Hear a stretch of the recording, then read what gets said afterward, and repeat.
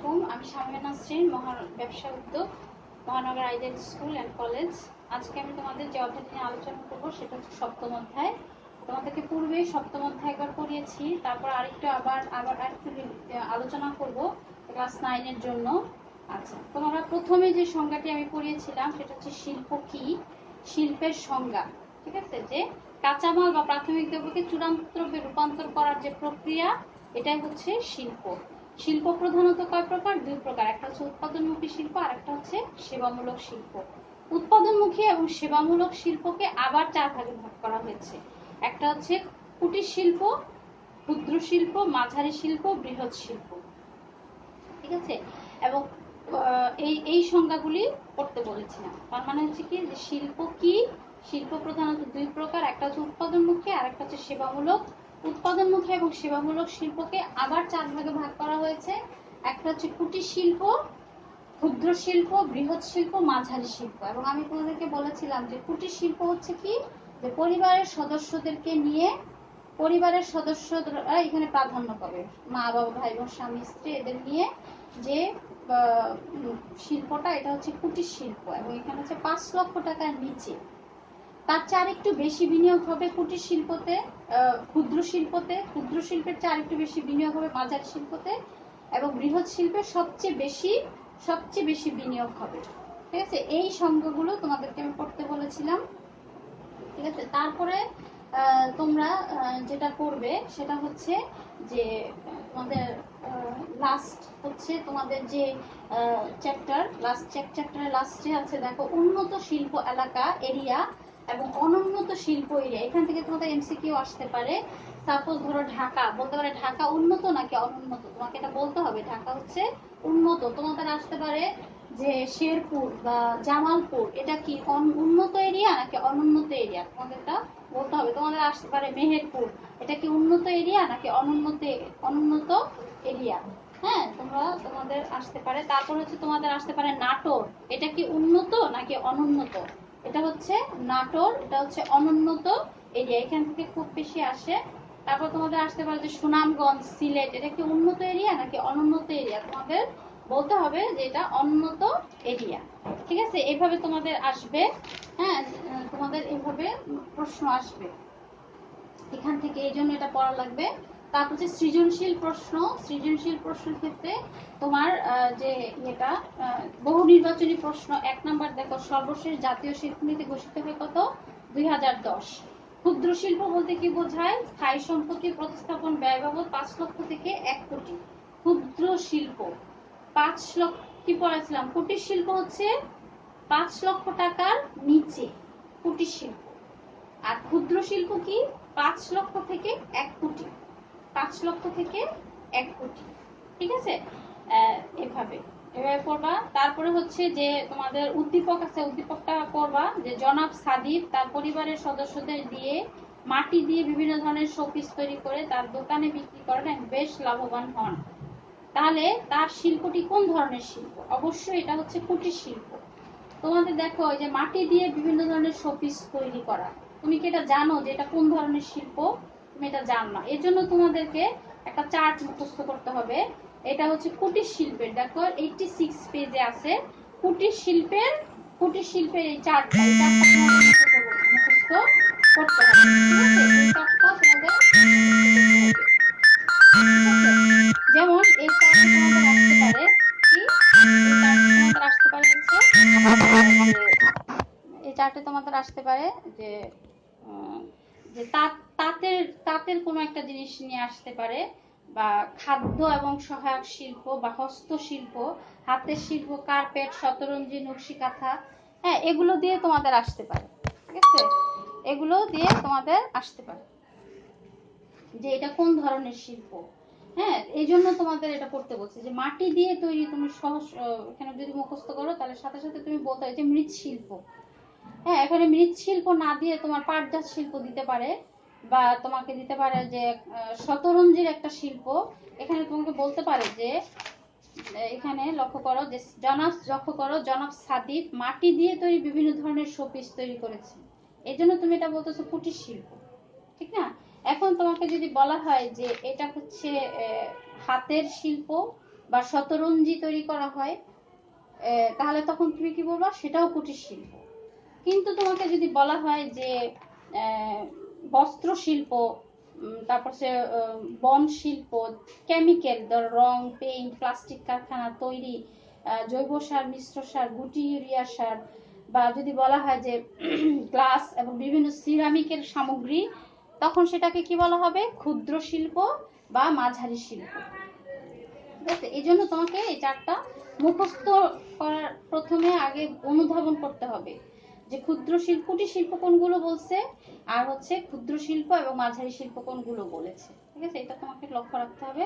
তারপরে তুমি একটু মুখস্থ করার চেষ্টা করবা, প্রথমে বুঝে পড়ার চেষ্টা করবা, তারপর মুখস্থ করার চেষ্টা করবা। ঠিক আছে, বারবার পড়লে এমনি মুখস্থ হয়ে যায়। তো এই জন্য এই চার্টগুলি পড়তে হবে। একটা হচ্ছে 86 পেজে, আরেকটা হচ্ছে কোন পেজে, আরেকটা হচ্ছে 88 পেজে। ঠিক আছে, এইটা খুব ভালো করে পড়বা। তারপরে যেটা পড়তে হবে সেটা, তারপরে দেখো যে এখানে বলছে জনাব সাদিক তার কাজের মাধ্যমে অর্থনীতিতে অবদান রাখবে। অর্থনীতিতে অবদান রাখতে কি, কর্মসংস্থান তৈরিতে, জীবনযাত্রা মান উন্নয়নে, দেশীয় ঐতিহ্য রক্ষায়। এটার মানে কি, এই যে জনাব সাদিক তার পরিবারের সদস্যদেরকে নিয়ে মাটি তৈরির একটা শোপিস তৈরি করে বেশ লাভবান হলেন। হ্যাঁ, এবং হচ্ছে লাভবান হলেন, দোকানে বিক্রি করলেন, বেশ লাভবান হলেন। এতে কি হলো, যে পরিবারের সদস্যদের একটা কর্মসংস্থানের সৃষ্টি হলো, এবং হচ্ছে তাদের জীবনযাত্রার মান উন্নয়ন হবে স্বাভাবিক, কারণ তারা যে অর্থটা আগে তো পেত না, এখন মাটি দিয়ে তৈরি শোপিস এগুলো বিক্রি করে সে অর্থটা পাচ্ছে, এই অর্থের মাধ্যমে কি তারা ভালো খাচ্ছে, ভালো করতে পারতেছে, তাহলে তার জীবনযাত্রার মান উন্নয়ন হবে স্বাভাবিক। আমরা যখন একটা প্রতিষ্ঠানে যখন চাকরি করি তখন কি হয়, তার থেকে আমরা নির্দিষ্ট পরিমাণ অর্থ পেয়ে থাকি, এবং নির্দিষ্ট পরিমাণ অর্থ যখন পেয়ে থাকি তখন আমাদের আগের জীবন আর একটা চাকরি পাওয়ার পর তার জীবনটা কিন্তু অটোমেটিক্যালি কি হয়, বদলে যায়, খুব ভালো হয়, তাই না? একটা বেকার মানুষের জীবন অবশ্যই ভালো না, কিন্তু সে যদি একটা ভালো চাকরি করে তখন তার কি হয়, একটা কর্মসংস্থান হয়, এবং সে একটা ভালো চাকরি পাওয়ার ফলে তার জীবনযাত্রার মান কিন্তু উন্নয়ন হয়ে যায়। এবং দেশীয় ঐতিহ্য রক্ষা, তাই না? মাটি দিয়ে যে শোপিস তৈরি করে, এটা আমাদের দেশের ঐতিহ্য, এটাও রক্ষা পাচ্ছে। তাহলে সবকিছুই জনাব সাদিক তার তার এই যে এই প্রতিষ্ঠানটা গড়ার মাধ্যমে এইভাবে সে সাহায্য করছে। তারপর হচ্ছে সৃজনশীল প্রশ্ন 1 তুমি পড়তে পারো, যে সৃজনশীল প্রশ্ন 1 হচ্ছে 1 নাম্বার, যে রাশি 11 কোটি টাকা ব্যয়ে পাট চাষের জন্য ময়মনসিংহ জেলার ফুলপুর গ্রামে একটা পাট এবং পাটজাত শিল্প স্থাপন করেন। ঠিক আছে, রাশি কি করেন, 11 কোটি টাকা ব্যয় করে ময়মনসিংহ জেলার ফুলপুর গ্রামে পাট এবং পাটজাত শিল্প স্থাপন করেন। ঠিক আছে, কিন্তু তার বন্ধু রাফি যে, সে কিন্তু একই পরিমাণ অর্থ বিনিয়োগ করেছে, কিন্তু সে আবার করছে কি, যে রাজশাহী অঞ্চলে পাটজাত শিল্প স্থাপন করেছে। কিন্তু রাজশাহী অঞ্চল তো আখের জন্য, আখ হয় বেশি, সেখানে সে পাটজাত শিল্প স্থাপন করেছে, তাহলে কি এটা ভালো হলো? হয়নি। এখন প্রশ্ন হচ্ছে যে ব্যাপক অর্থে শিল্পকে কয় ভাগে ভাগ করা হয়েছে? ব্যাপক অর্থে শিল্পকে কয় ভাগে ভাগ করা হয়েছে? 2 ভাগে। আমি তোমাদেরকে বলছিলাম না যে শিল্প হচ্ছে প্রধানত 2 প্রকার, একটা হচ্ছে উৎপাদনমুখী শিল্প, সেবামূলক শিল্প। উৎপাদনমুখী এবং সেবামূলক শিল্প আবার 4 প্রকার, একটা হচ্ছে ক্ষুদ্র শিল্প, কুটির শিল্প, মাঝারি শিল্প, বৃহৎ শিল্প। ঠিক আছে, এটা সেবামূলক শিল্প। সেবামূলক শিল্প সম্পর্কে তোমাদের আগেই বলা হয়েছে যে সেবামূলক শিল্পটা হচ্ছে কি, একটা সেবামূলক, যেমন পর্যটন শিল্প, হর্টিকালচার, ফ্লোরিকালচার, ফুল চাষ করা। ফুল কিন্তু আমরা খাই না, কিন্তু ফুল দেখলে আমাদের ভালো লাগে, তাই না? একটা ফুল দেখবা যে বাগানে, ফুলের বাগানে গেলে কিন্তু আমাদের ভালো লাগে, আমরা পছন্দ করি ফুল, তাই না? কিন্তু এটা এমন না যে কোনো পণ্য, যে কোনো বস্ত্র তুমি পরিধান করতেছো বা খাচ্ছ, এটা কি আমাদের দেখলে আমাদের ভালো লাগে, এটা হচ্ছে এক ধরনের সেবা। পর্যটন, ওইখানে গিয়ে আমাদের বিভিন্ন জায়গায় ঘুরে আসতে ভালো লাগে, ওখানে যাই কিন্তু আমরা কিছু, এমন না যে আমরা যে ওখানে যে কোনো পণ্য উৎপাদন করতে যাচ্ছি, তাই না? এরকম কিছু না, তাহলে এটা হচ্ছে সেবামূলক শিল্প। এবার এবার হচ্ছে যে সৃজনশীল প্রশ্নের আলোকে বিনিয়োগের মাপকাঠিতে রাশিকের ব্যবসাটি কোন ধরনের শিল্প? বিনিয়োগের মাপকাঠিতে রাশিকের ব্যবসাটি হচ্ছে মাঝারি শিল্প। কেন মাঝারি শিল্প? তোমাদেরকে আগেই বলেছিলাম যে 10 থেকে উৎপাদনমুখী মাঝারি শিল্প হচ্ছে 10 থেকে 30 কোটি টাকা। 10 থেকে 30 কোটি টাকা। এখানে বলছে কত? 11 কোটি টাকা। তাহলে এটা কি হবে? অবশ্যই উৎপাদনমুখী মাঝারি শিল্প। মাঝারি শিল্প কেন সেটা তোমরা বুঝতে পারছো যে 11 কোটি টাকা ব্যয়, কিন্তু উৎপাদনমুখী কেন বলছি? যে পাট এবং পাটজাত শিল্প চার্টে তোমাদের দেওয়াই আছে যে উৎপাদনমুখী শিল্প কি পাট এবং পাটজাত শিল্প, যাতে শিওর হওয়ার জন্য। কিন্তু তোমাদের যদি যদি তুমি এভাবে বুঝতে পারো তাহলে তো খুব ভালো, কিন্তু তুমি যদি না বুঝতে পারো তখন কি করবা? তখন এই চার্টটা তোমাদের করতে হবে। 88 পেজে যে চার্টটা আছে সেই চার্টটা তোমরা করতে পারো। করলে তোমরা খুব দ্রুত অ্যান্সার করতে পারবা। ঠিক আছে? তাহলে এটা হচ্ছে উৎপাদনমুখী রাশিকের ব্যবসাটা হচ্ছে উৎপাদনমুখী মাঝারি শিল্প।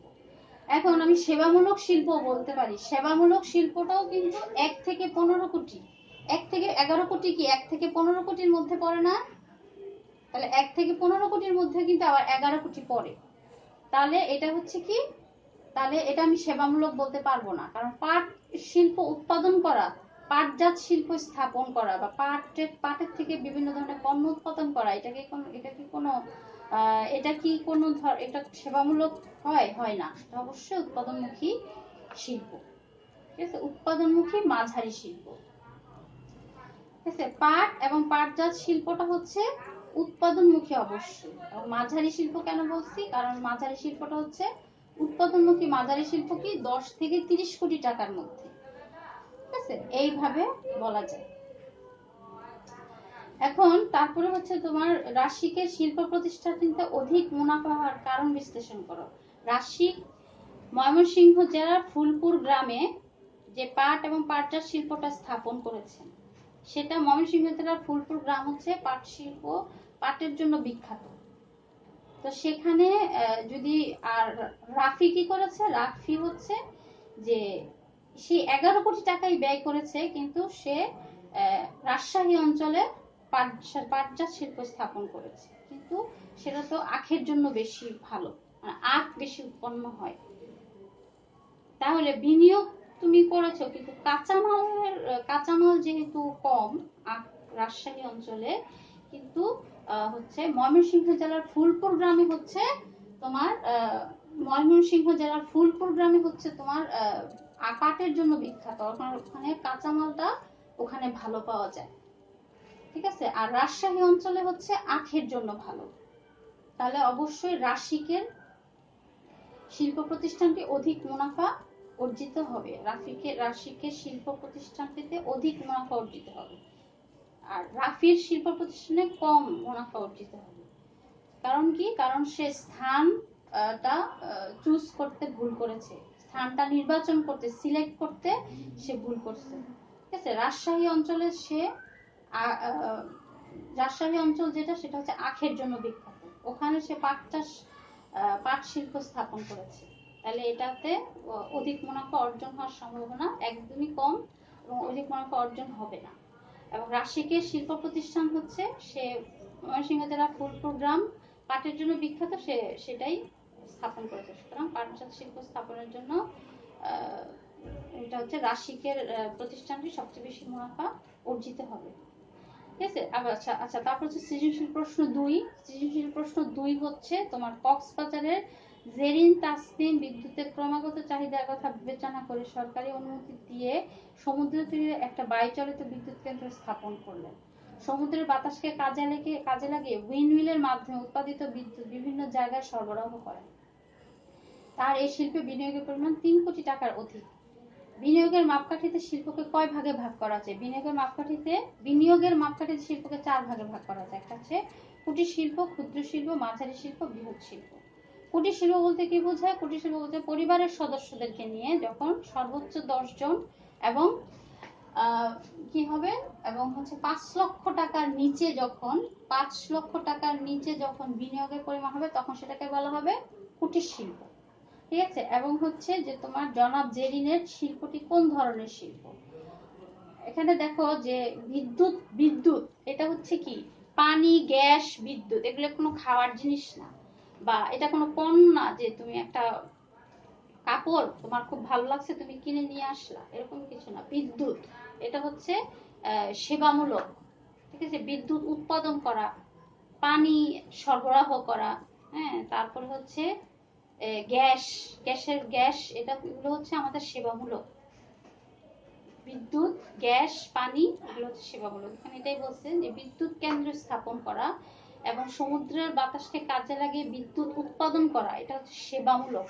অবশ্যই এটা সেবামূলক। এখন একটু মাঝারি শিল্প হবে, ক্ষুদ্র শিল্প হবে নাকি বৃহৎ শিল্প হবে? এটা হচ্ছে সেবামূলক মাঝারি শিল্প। কারণ কি, এটা হচ্ছে এই শিল্পে বিনিয়োগের পরিমাণ হচ্ছে 3 কোটি টাকার অধিক। বিনিয়োগের পরিমাণ হচ্ছে 3 কোটি টাকা অধিক।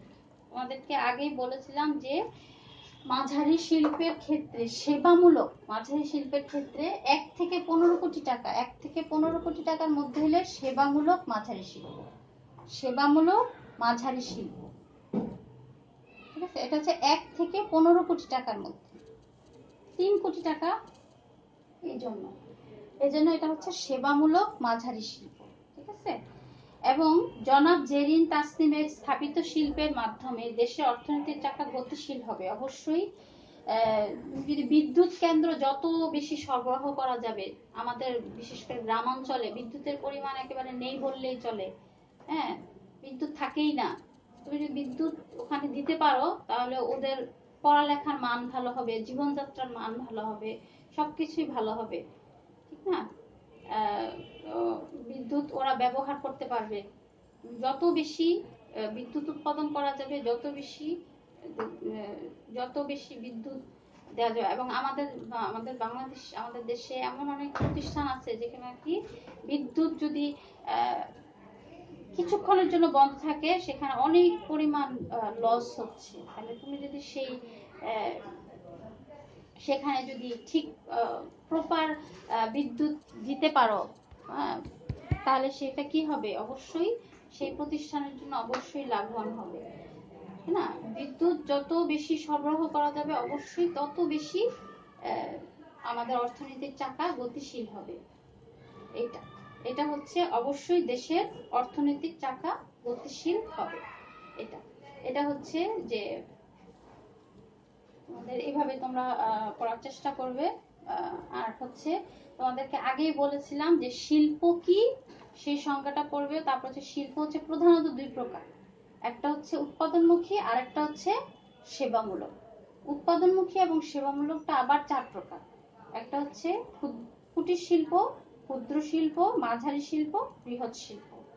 কুটির শিল্পটা হচ্ছে পরিবারের সদস্যদেরকে নিয়ে, হ্যাঁ, 5 লক্ষ টাকার নিচে, যে এটা।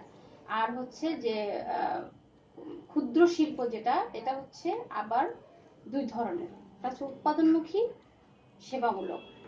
আবার হচ্ছে মাঝারি শিল্পটা আবার 2 ধরনের, একটা হচ্ছে উৎপাদনমুখী আর একটা হচ্ছে সেবামূলক। বৃহৎ শিল্পটা আবার 2 ধরনের, একটা হচ্ছে উৎপাদনমুখী, সেবামূলক। এবং কুটির শিল্প হচ্ছে তোমার 5 লক্ষ টাকার নিচে করা হয় বিনিয়োগ। ক্ষুদ্র শিল্পে আরেকটু বেশি উৎপাদন করা হয়। ক্ষুদ্র শিল্পে কি 50 লক্ষ থেকে 10 কোটি টাকা, তাই না। আবার 10 কোটি টাকা থেকে 30 কোটি টাকা, এটা হচ্ছে উৎপাদনমুখী মাঝারি শিল্প। আবার 30 কোটি টাকার অধিক, এটা হচ্ছে উৎপাদনমুখী বৃহৎ শিল্প। ঠিক একইভাবে সেবামূলক, যদি সেবামূলক ক্ষুদ্র শিল্প বলো তাহলে সেটা হচ্ছে যে 5 লক্ষ থেকে 1 কোটি, 5 লক্ষ থেকে 1 কোটি। আবার 1 থেকে 15 কোটি, 1 থেকে 15 কোটি, এটা হচ্ছে সেবামূলক মাঝারি শিল্প। আবার 15 কোটি টাকার অধিক, এটা হচ্ছে সেবামূলক বৃহৎ শিল্প। সেবামূলক বৃহৎ শিল্প, অর্থাৎ সবচেয়ে বেশি বিনিয়োগ হবে এই বৃহৎ শিল্পে, ঠিক আছে।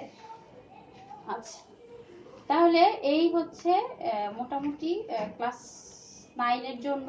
ক্লাস 10 ও তোমরা পরীক্ষার্থী হয়ে গেছো, তোমরা টেস্ট পেপারটা ক্লাস 10 তোমরা টেস্ট পেপারটা খুব ভালো করে পড়বে। তোমাদের টেস্ট পেপারটা খুব ইম্পর্ট্যান্ট। 2020 খুব ভালো করে পড়বে। তো এবার হচ্ছে তোমাদের তোমাদের জন্য এবার সাজেশন দেয়া হবে না, ঠিক আছে? তোমাদের হচ্ছে তোমরা পুরো টেস্ট পেপার 2020 পুরোটাই পড়ার চেষ্টা করবে, বোঝার চেষ্টা করবে। আর খুব ভালো করে পড়বে। ক্লাস 10 তোমরা এখন পরীক্ষার্থী হয়ে গেছো। আর ক্লাস 9 হচ্ছে যে তোমাদের সপ্তম অধ্যায়টা পড়ালাম, অষ্টম অধ্যায়টা তোমাদের পড়ানো হয়েছে। সপ্তম অধ্যায় এতটুকুই। তোমাদের কোনো সমস্যা থাকলে তোমরা কমেন্টস করতে পারো, আমি আনসার করার চেষ্টা করবো। সবাই ভালো থাকো, সুস্থ থাকো, আল্লাহ হাফেজ।